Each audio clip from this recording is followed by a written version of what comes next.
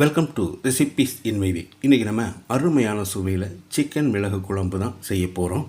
சாதம், சப்பாத்தி, பரோட்டா, இட்லி, தோசை எல்லாத்துக்கும் பொருத்தமான இந்த குழம்பை எப்படி செய்கிறது, இதுக்கு தேவையான பொருட்கள் என்ன பார்க்கலாம் வாங்க. பேனில் 2 டீஸ்பூன் எண்ணெய் ஊற்றிக்கலாம். 6 வரமிளகாய், 6 டேபிள் ஸ்பூன் மல்லி,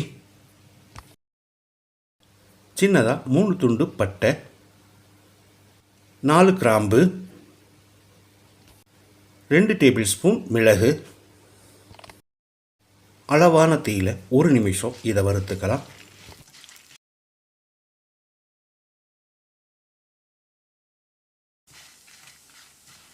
இதோட 3 கொத்து கறிவேப்பிலையும் உருவி போட்டுக்கலாம். நிறைய பேர் விரும்பி கேட்டதால் இந்த சேனலில் சனிக்கிழமை மட்டும் நான்வெஜ் வீடியோ வரும். 2 டீஸ்பூன் சீரகம்,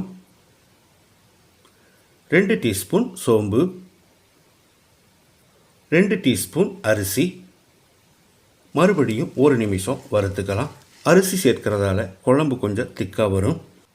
வாசனை வர்ற அளவுக்கு எல்லாமே நல்லா வறுபட்டுருச்சு. இதில் 1/2 கப் அளவுக்கு துருவின தேங்காயை சேர்த்து தேங்காயில் இருக்கிற ஈரப்பதம் போகிற அளவுக்கு 1 நிமிஷம் வறுத்துக்கலாம்.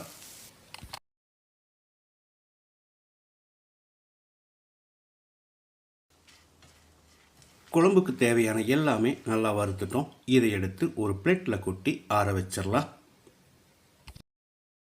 இது நல்லா ஆறின பிறகு மிக்சி ஜாரில் போட்டு முதல்ல பவுடராக அரைச்சிக்கலாம். அதுக்கு பிறகு ஒரு 1/2 கப் தண்ணி சேர்த்து பேஸ்ட்டாக அரைச்சிக்கலாம்.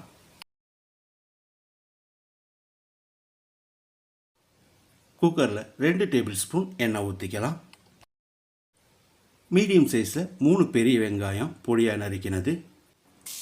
வெங்காயத்தை கண்ணாடி பதத்துக்கு வதக்கிடலாம்.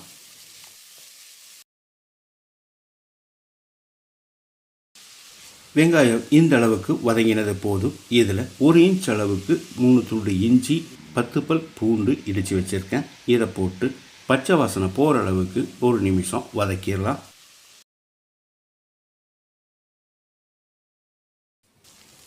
இஞ்சி பூண்டு விழுது பச்சை வாசனை போயிடுச்சு. இதில் 150 கிராம் அளவுக்கு மீடியம் சைஸில் 2 தக்காளியை பொடியாக நறுக்கி வச்சுருக்கேன். தக்காளியோட 1 டீஸ்பூன் உப்பு, 1/4 டீஸ்பூன் மஞ்சள் தூளையும் சேர்த்து தக்காளியை மசிகிற அளவுக்கு வதக்கிடலாம்.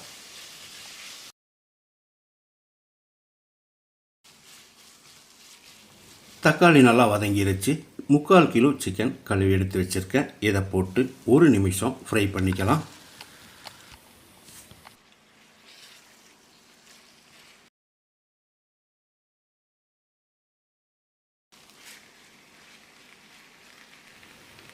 இப்போ இதில் நம்ம வறுத்தரைச்சி வச்சுருந்த மசாலாவை ஊற்றிடலாம். கூடவே தேவையான அளவுக்கு தண்ணி சேர்த்துக்கோங்க. நான் 1/2 கப் அளவுக்கு தண்ணி சேர்க்கிறேன். குழம்பு கெட்டியாக வேணும்னு நினச்சிங்கன்னா 1/2 கப் தண்ணியை குறைச்சிக்கோங்க.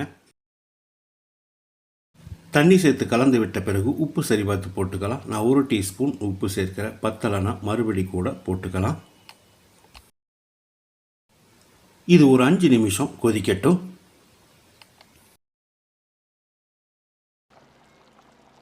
இந்த மாதிரி நல்லா கொதித்து வந்த பிறகு குக்கரை மூடிடலாம். குறைஞ்ச தீயில் 2 விசில் விட்டு எடுத்துக்கலாம்.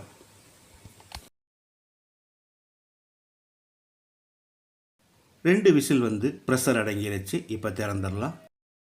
மணக்க நம்மளோட சிக்கன் மிளகு குழம்பு ரெடி ஆயிருச்சு. இது ஒரு 5 நிமிஷம் மறுபடியும் கொதிக்கட்டும்.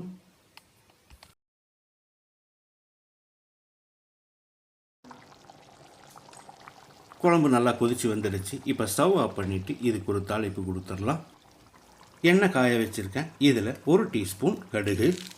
கடுகு போட விருப்பம் இல்லைன்னா சோம்பு போட்டு தாளிச்சுக்கோங்க. கொஞ்சமாக கருவேப்பிலை, 2 வரமிளகாய். அருமையான சுவையில் சாதம், சப்பாத்தி, பரோட்டா, இட்லி, தோசை எல்லாத்துக்கும் பொருத்தமான நம்மளோட சிக்கன் மிளகு குழம்பு ரெடி ஆகிடுச்சு. இதோடைய பொடியாக நறுக்கின மல்லி இலையை தூவி கலந்து விட்டு இறக்கிடலாம். இந்த வீடியோ பிடிச்சிருந்தா லைக் பண்ணுங்கள், கமெண்ட் பண்ணுங்கள், ஷேர் பண்ணுங்கள். சப்ஸ்கிரைப் பண்ணாதவங்க சப்ஸ்கிரைப் பண்ணுங்கள். மறக்காமல் பெல் பட்டனை கிளிக் பண்ணுங்கள்.